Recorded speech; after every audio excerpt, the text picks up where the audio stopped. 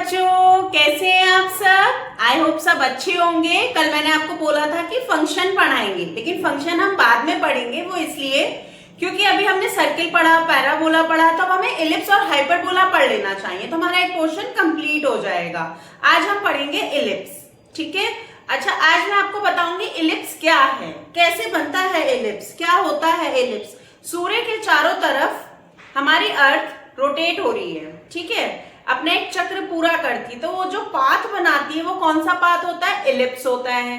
या egg shell है, egg है, किंडर जॉय है, ये सब किस शेप में है, एलिप्स की शेप में है। मान लीजिए आपने कोई सर्किल ड्रॉ किया है, मान लीजिए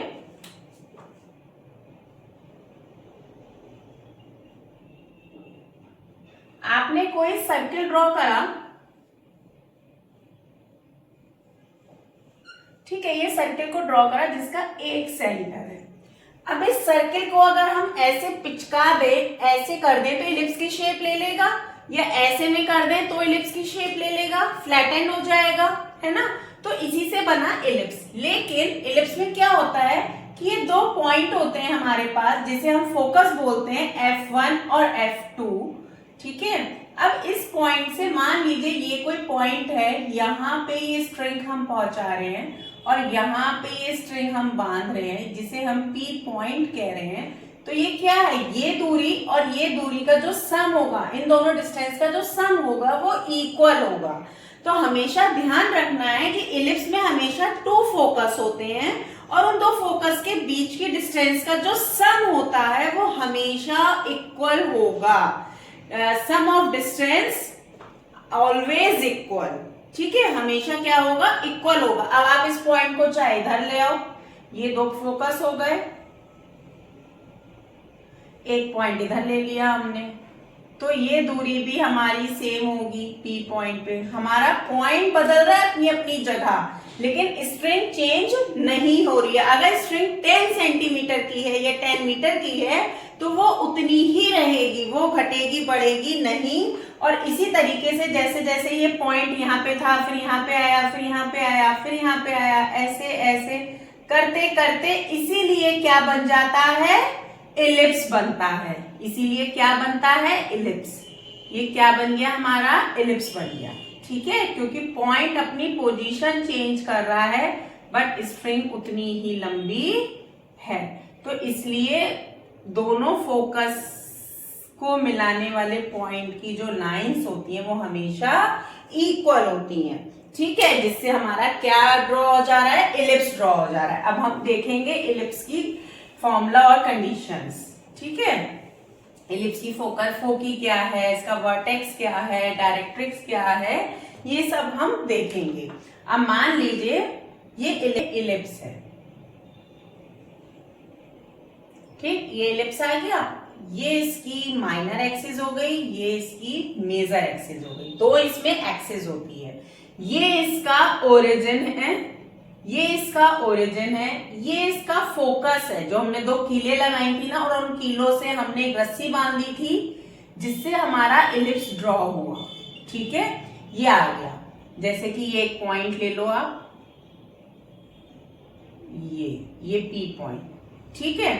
अब ये हमारी माइनर एक्सिस है, ये हमारी मेजर एक्सिस है, और फोकस क्या होते हैं, AE, 0 माइनस, इधर प्लस हो जाएगा, ये इसके क्या हो गए, फोकस हो गए, ठीक। और ये इसका वर्टेक्स है, ये इसका वर्टेक्स है। तो वर्टेक्स क्या होता है, A, 0 माइनस का A, 0। क्लियर हो रहा है सबको, A, 0, इतने पॉइंट्स आ गए। अब इसकी क्या आएगी, डायरेक्ट्रिक्स आएगी, ठीक है। क्या लेंगे अब हम, डायरेक्ट्रिक्स क्या होती है इसकी, x इक्वल्स टू, ये डायरेक्ट्रिक्स है, x इक्वल्स टू A/E, और ऐसे ही इधर आएगी x इक्वल्स टू A/E। ये हमारी क्या हो गई, इसकी डायरेक्ट्रिक्स हो गई। क्लियर है, ये माइनस में आ जाएगी, मैं यहाँ पे लिख दे रही हूं डायरेक्ट्रिक्स, डायरेक्ट्रिक्स, ठीक। फोकस में इलिप्स में इतने ही पॉइंट्स होते हैं। तो हम क्या लिखेंगे कि इसका जो सेंटर है, सेंटर जो है वो क्या है 0,0 है क्योंकि ओरिजिन पर है। फोकी क्या है प्लस माइनस AE,0 है। डायरेक्ट्रिक्स क्या है A/E प्लस माइनस 0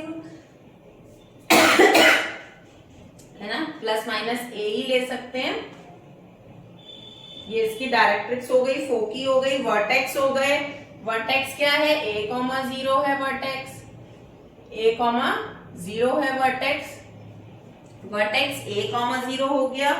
और क्या बचा, लेंथ बची इसकी। तो मेजर एक्सिस की लेंथ क्या होती है, length of major axis, length of major axis क्या होती है 2a, length of minor axis 2b, क्योंकि जब मेजर एक्सिस के अबाउट है तो सब कुछ a में चल रहा है, जब माइनर एक्सिस के अबाउट होगा तो सब कुछ b में चेंज हो जाएगा, b/e 2b इस तरीके से। ठीक है, माइनर एक्सिस हमारी क्या आ गई 2b आ गई। अब इसकी जो लेटस रेक्टम होती है वो क्या होती है, लेटस रेक्टम क्या होती है 2b²/a, इसकी लेटस रेक्टम होती है ये। ठीक है, 2b²/a। और इसकी जो एंड्स होते हैं लेटस रेक्टम के वो क्या होते हैं AE, B²/a, AE, B²/a, क्या एंड्स ऑफ लेटस रेक्टम।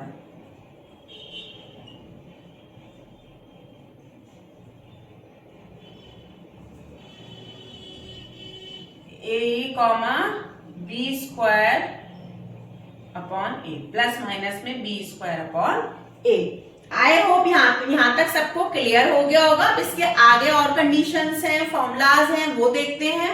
हाँ, सबसे इंपॉर्टेंट चीज इलिप्स का इक्वेशन क्या होता है, equation of ellipse, equation of ellipse क्या होता है x²/a² प्लस का y²/b² = 1 के, ये इलिप्स का इक्वेशन होता है। ठीक है, और इलिप्स की E कितनी होती है, इसेंट्रिसिटी, इसेंट्रिसिटी होती है इसेंट्रिसिटी क्या होती है E<1, 1 से छोटी होती है। जैसे पैराबोला की 1 के बराबर हो जाती है PS/PM, है ना, और इसकी क्या होती है E से 1 से छोटी होती है, E<1 होती है हमेशा। ठीक है, सब लोग ध्यान करेंगे, E<1, ये इसकी इसेंट्रिसिटी हो गई। और इसेंट्रिसिटी निकालने के लिए फॉर्मूला क्या लेते हैं B²/a², ऐसे लेते हैं B²/a। चलिए मैं नेक्स्ट उस पर बताती हूँ, यहाँ पे बहुत ज्यादा कंजेस्टेड हो जाएगा। क्लियर है, यहाँ तक आई होप सबको क्लियर हो गया होगा। अब हम इसेंट्रिसिटी देख रहे थे, तो कितनी आएगी हमारी इसेंट्रिसिटी इलिप्स की, E<1 आ रही थी ना। तो इसेंट्रिसिटी निकालने के लिए फॉर्मूले होते हैं, कैसे कैसे, जब b बड़ा होता है a से, जब b बड़ा होता है a से तो हमारे पास आता है a² = b², 1 माइनस का e², क्योंकि 1 से छोटी है तो 1 में से माइनस होगी। जब a बड़ा होता है b से तो आता है b² और b² बराबर a², 1 माइनस e²। ठीक है, ये दो कंडीशंस होती है, इस पे डिपेंड करता है, हमें उससे इक्वेशन से पता चल जाता है। जब इक्वेशन ऐसे लिखी होती है ना x²/a², y²/b² = 1, तो a और b में हमें देख के पता चल जाता है कौन बड़ा है जब क्वेश्चन आता है। तो इस तरीके से हो गया ये। अब हम नेक्स्ट इसका वो देखते हैं क्या, कि डिस्टेंस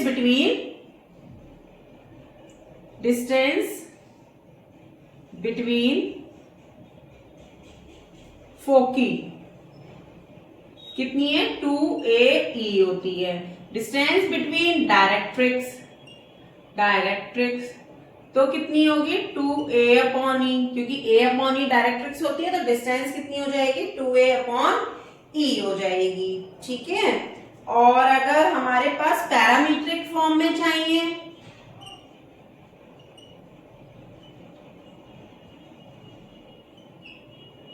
तो आएगा a cos five b sin five. Clear? I hope यहां तक सबको क्लियर होगा अच्छे से। अब हम एक चीज और देखेंगे इसमें कि अभी हमने लेटस रेक्टम के एंड्स पढ़े थे, plus minus A E plus B square upon A पढ़ा था, और आपका ये पैरामीट्रिक फॉर्म पढ़ ली हमने इसकी। ठीक है, तो जो a cos फाइव होगा ना, इसमें a cos फाइव जो होगा वो किसके बराबर हो जाएगा, a कॉमा e के, और b sin फाइव जो होगा वो b स्क्वायर अपॉन a के बराबर होगा, प्लस माइनस में b स्क्वायर अपॉन a के बराबर होगा। कैसे? क्योंकि जो हमारे एंड्स है लेटस रेक्टम के वो ये ही दिए थे, लेटस रेक्टम के एंड्स, और ये पैरामीट्रिक फॉर्म है, तो a cos five equal to a e के हो जाएगा और sin five equal to b square upon a के हो जाएगा।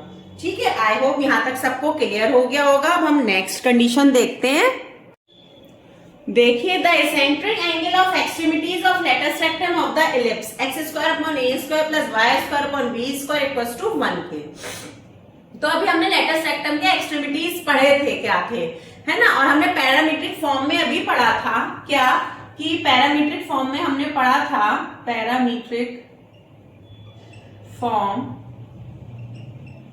में क्या पॉइंट्स पढ़े थे हमने, a cos five b sin five ये पढ़े थे, और फिर हमने इसके लेटस रेक्टम के एक्सट्रीमिटीज जो थे, एक्सट्रीमिटीज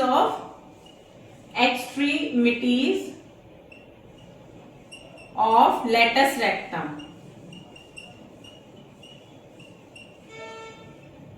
वो क्या पढ़ा था हमने, a comma B square upon a plus minus में, यही तो पढ़ा था अभी हमने। ठीक है, तो हमने देखा था कि a cos five equals to हमने करा था a के, b sin फाइव इक्वल करा था b स्क्वायर अपॉन a के। तो अब आप बताओ, इससे हम tan थीटा नहीं निकाल सकते, हमें एक्सेंट्रिक एंगल बताना है, तो हम क्या करेंगे, b sin फाइव को डिवाइड कर देंगे a cos फाइव से, b square upon a e। ठीक, ये b से b कैंसिल हो गया, a से a कैंसिल हो गया, तो हम पे क्या आ गया, tan फाइव इक्वल्स टू आ गया हमारे पास b अपॉन a। क्लियर है सबको, b अपॉन a। तो ये हमारा एंगल आ गया, the eccentric angle of extremities of latus rectum of the ellipse X square upon a square plus Y square upon b square equals to 1। क्या angle होगा, tan five equals to b upon a। I hope सबको clear हुआ होगा ये। ठीक है, अब हम कल मिलते हैं इसके आगे नेक्स्ट क्वेश्चन के साथ। Okay, bye bye.